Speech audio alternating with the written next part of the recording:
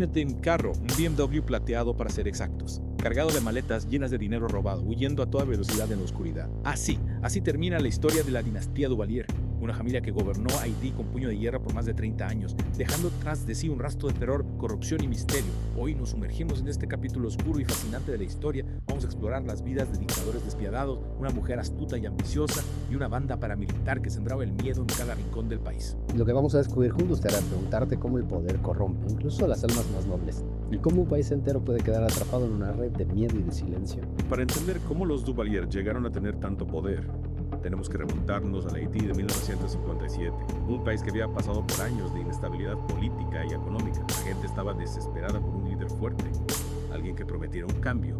Y ahí es donde entra François, Papa Doc Duvalier, un médico que se presentaba como el salvador del pueblo. Exacto, Papa Doc ganó las elecciones democráticamente. Se presentaba como un hombre del pueblo, alguien que entendía las necesidades. Pero una vez en el poder, las cosas cambiaron drásticamente. ¿Cómo fue que este médico, aparentemente bondadoso, se transformó en el dictador que todos conocemos? ¿Cuáles fueron los pasos que tomó para concentrar tanto poder en sus manos? Para consolidar su poder, Papa Doc creó una red de terror a través de los Tontón Macutes, su infame banda paramilitar. Imagínate estos hombres vestidos con uniformes azules, cintas rojas y sombreros de cowboy, armados hasta los dientes. Con una mirada intimidante tras sus gafas oscuras, se convirtieron en el brazo ejecutor del régimen. Es como una imagen salida de una pesadilla. Este grupo paramilitar sembrando el terror entre la gente. ¿Cómo era la vida diaria de los haitianos bajo la constante amenaza de los Tontón Macutes? Vivir bajo el régimen de Papa Doc significaba vivir con el miedo constante de ser víctima de los Tontón Macutes. Podían detener a cualquier persona sin motivo o torturarla, hacerla desaparecer. La gente no se atrevía a hablar en contra del régimen por miedo a represalias. Y para afianzar aún más su control, Papa Doc recurrió a estrategias realmente escalofriantes, ¿verdad? Así es, para consolidar su imagen de líder todopoderoso. Papa Doc llegó al extremo de modificar la oración del Padre Nuestro, insertando referencias a sí mismo. Imagínate, reescribir la oración más sagrada para colocarse en el centro. Eso nos da una idea escalofriante del nivel de control que buscaba. Es una muestra clara de cómo Papa Doc buscaba controlar no solo las acciones, sino también las mentes de los haitianos. Pero su ambición no terminaba ahí. Papa Doc preparó el terreno para que su hijo, Jean-Claude Baby Doc Duvalier, heredara el poder, convirtiéndolo en el presidente más joven del mundo a los 19 años. Es interesante cómo pasamos de la figura imponente de Papa Doc a la de Baby Doc, un apodo que no suena precisamente aterrador. ¿Qué tipo de líder era Baby Doc? Esa es la pregunta. ¿Era Baby Doc simplemente un playboy inexperto como muchos creían? ¿O heredó la astucia y la crueldad de su padre? Aunque Baby Doc tenía fama de disfrutar de los lujos y las mujeres, no se puede subestimar su papel en la maquinaria de terror y corrupción que su padre había creado. De hecho, él mismo creó un nuevo grupo paramilitar, los Leopardos, para contrarrestar el poder de los Tontón Macutes, que se le estaban saliendo de control. Dos grupos paramilitares operando al mismo tiempo. Esto debió generar aún más caos y violencia en el país. ¿Cómo se explica esta decisión de Baby Doc? Es posible que Baby Doc, a pesar de su juventud, haya sentido la necesidad de afirmar su autoridad y crear su propia base de poder independiente de la que había heredado de su padre. Pero esto también nos muestra que la violencia y la represión seguían siendo las herramientas principales del régimen. Y en medio de este panorama de poder y terror, aparece una figura fascinante, Michelle Bennett, la glamurosa esposa de Baby Doc. ¿Qué papel jugó ella en esta historia? Michelle no era simplemente una cara bonita. Provenía de una familia con un pasado turbulento, con intentos de derrocar a Papa Doc. Sin embargo, supo ganarse la confianza de Baby Doc y tejer su propia red de poder, desplazando incluso a Simone, la madre de Baby Doc, quien hasta entonces había tenido gran influencia en el gobierno. Suena como el argumento de una telenovela llena de intrigas y ambición. ¿Cómo logró Michelle Bennett acumular tanto poder en un entorno dominado por hombres? Michelle era una mujer astuta y ambiciosa. Utilizó su posición para beneficiar a su familia y controlar sectores clave de la economía haitiana. Se rodeó de una imagen de filántropa, invitando a figuras como la Madre Teresa de Calcuta e incluso gestionando donaciones del FMI. Donaciones del FMI. ¿Y qué hacía con ese dinero? Según diversas fuentes, Michaud desviaba los fondos a sus propias cuentas, una jugada inteligente para enriquecerse a costa de un país sumido en la pobreza. Es increíble cómo Michelle Bennett logró construir su propia fortuna en medio de la brutalidad del régimen de Duvalier. Pero ¿cómo era posible que Baby Doc permitiera que esto sucediera? ¿Estaba realmente ajeno a las maquinaciones de su esposa? Esa es una pregunta que nos lleva a la siguiente parte de nuestra historia, donde exploraremos la caída de la dinastía Duvalier, el destino de su fortuna y las consecuencias a largo plazo de su régimen. No te pierdas la segunda parte de este Deep Dive. donde desvelaremos más secretos y analizaremos. Uno de los capítulos más oscuros de la historia latinoamericana. Retomamos nuestra inmersión en el oscuro mundo de la dinastía Duvalier. Habíamos dejado la historia con la imagen de Michelle Bennett, la astuta esposa de Baby Doc, construyendo su propia fortuna a la sombra del régimen. Pero el control absoluto de los Duvalier no podía durar para siempre. ¿Qué fue lo que finalmente resquebrajó su poder? Hay un evento clave que marca punto de inflexión, la visita del Papa Juan Pablo II a Haití en 1983. Imagínense. El Papa, una figura de enorme autoridad moral, llega a un país devastado por la pobreza y la opresión. En su primer discurso, frente a miles de personas, denuncia sin rodeos la situación de Haití. Debió ser un momento impactante, escuchar al Papa condenando la injusticia que se vivía en Haití. ¿Qué fue lo que dijo exactamente? Sus palabras resonaron en todo el mundo. Dijo, Haití es un país hermoso, rico en recursos humanos, pero los cristianos no pueden ignorar la injusticia, la excesiva desigualdad, la degradación de la calidad de vida, la miseria, el hambre y el miedo que padece la mayoría de la gente. Una crítica directa al régimen de Duvalier. Increíble. No solo criticaba la situación, sino que interpelaba directamente a los que se decían cristianos, a no ignorar lo que estaba sucediendo. ¿Cómo reaccionó Baby Doc a esta crítica tan contundente? La visita del Papa puso a Baby Doc en una situación muy difícil. La presión internacional se intensificó y ya no era posible ocultar la realidad de Haití al mundo. Entonces, la visita del Papa fue una especie de catalizador que aceleró la caída del régimen. Pero, ¿qué sucedía a nivel interno? ¿Cómo estaba la situación del pueblo haitiano en ese momento? Para la mayoría de los haitianos, la vida bajo el régimen de los Duvalier era un infierno. La pobreza se extendía por todo el país, mientras la familia Duvalier y sus allegados se enriquecían con el dinero del pueblo. El miedo era una constante, los Tonton Makutes seguían operando con impunidad, y Baby Doc había creado otro grupo paramilitar, los Leopardos, para contrarrestar su influencia. 2 grupos paramilitares. Suena una receta para el desastre. ¿Qué consecuencias tuvo esto para la población? Tener 2 grupos armados, luchando por el poder y operando fuera de la ley. Solo intensificó la violencia y el terror. La gente estaba atrapada en un fuego cruzado, sin saber a quién temer más.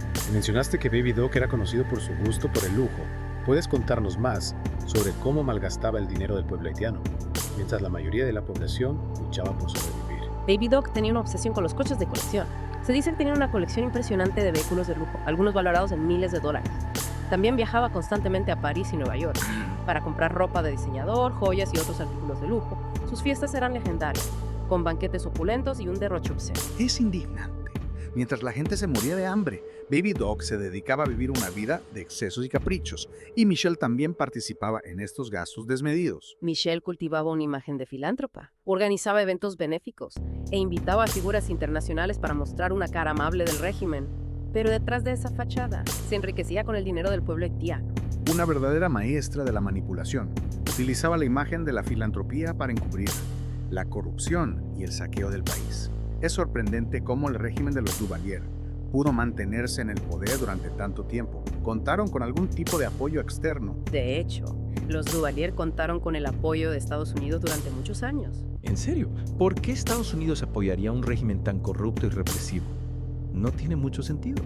En el contexto de la Guerra Fría, Estados Unidos veía a Haití como un aliado estratégico en la lucha contra el comunismo. Preferían tener un aliado, aunque fuera un dictador brutal, antes que arriesgarse a que Haití cayera en la esfera de influencia soviética. Entiendo. Era una época en la que las alianzas se basaban en intereses geopolíticos y los derechos humanos a menudo quedaban relegados a un segundo plano.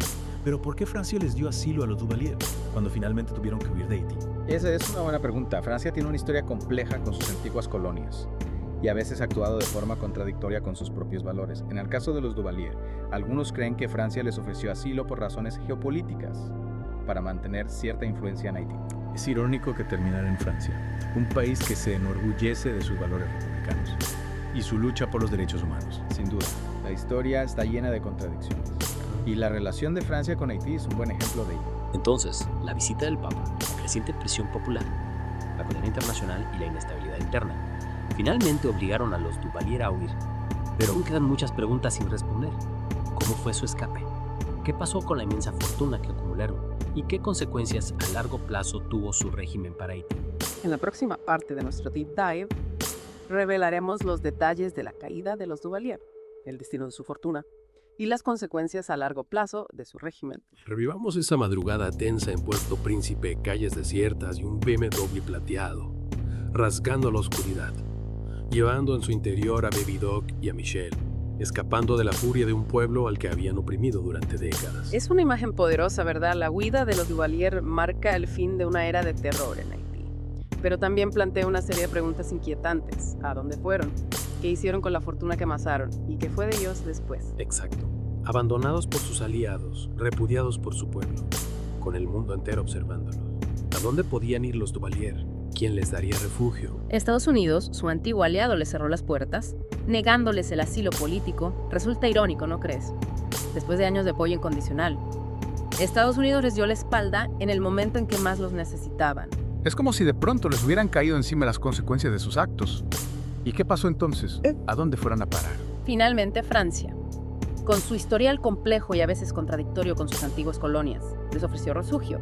Los Duvalier se instalaron en un lujoso palacio en las afueras de París, un contraste brutal con la miseria que habían dejado atrás en Haití. Es difícil de comprender cómo un país que se enorgullece de sus valores republicanos y su defensa de los derechos humanos pudo dar cobijo a los Duvalier, responsables de tanta crueldad y corrupción. Es una paradoja, sin duda, pero la realidad es que la política internacional a menudo se mueve por intereses ocultos, y los principios éticos a veces se sacrifican en el altar de la geopolítica. Y mientras los Duvalier disfrutaban de su cómoda vida en Francia, ¿qué pasaba en Haití? Se hizo justicia, se recuperó el dinero robado. Las nuevas autoridades haitianas iniciaron una investigación para recuperar la fortuna que los Duvalier habían saqueado durante décadas. Se estima que la fortuna familiar ascendía a más de $800 millones, una suma exorbitante, especialmente si consideramos la extrema pobreza en la que vivía la mayoría de los haitianos. Es una cantidad inimaginable de dinero, especialmente para un país tan empobrecido. Lograron recuperar algo de esa fortuna. Se lograron congelar algunas cuentas bancarias de los Duvalier en el extranjero, pero la mayor parte del dinero desapareció sin dejar rastro. Es un recordatorio de la impunidad que a menudo acompaña la corrupción a gran escala. Es indignante pensar que los Duvalier se salieron con la suya, que pudieron disfrutar de su fortuna mala vida, mientras el pueblo haitiano seguía sufriendo las consecuencias de su régimen. ¿Y qué fue de ellos después? ¿Se arrepintieron alguna vez de sus actos? ¿Intentaron reparar el daño que habían causado? Baby Doc y Michel se separaron poco después de llegar a Francia. Michel, fiel a su estilo, se llevó una parte considerable de la fortuna familiar y desapareció de la vida pública. En cuanto a Baby Doc, intentó mantener un perfil bajo durante su exilio, pero en 2011, para sorpresa de muchos, decidió regresar a Haití. Después de tantos años, ¿qué lo motivó a volver a un país que lo había repudiado?